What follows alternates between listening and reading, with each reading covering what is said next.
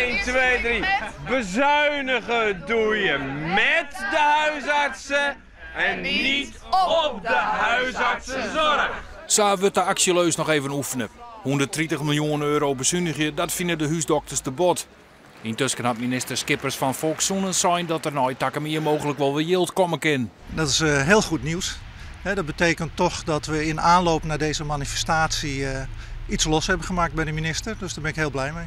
Takkemier wordt er toch bezuinigen. Het budget minder huisdokters en langere reistijden van patiënten. Nevens de huisdokters binnen er wel betere alternatieven. Veel taken uit het ziekenhuis kunnen naar de huisarts, dat is één. Maar dan moet de huisarts ook de capaciteit hebben om dat te doen.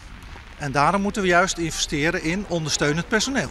Lilk waren de huisdokters nadat ze van de mooie hadden dat zorgverzekerders zo'n 100 miljoen euro extra krijgen voor het controleren van nota's. En us 122 miljoen kwarten, nou dat is te gek voor woorden. Maar hem, dat krijg jij het of zo?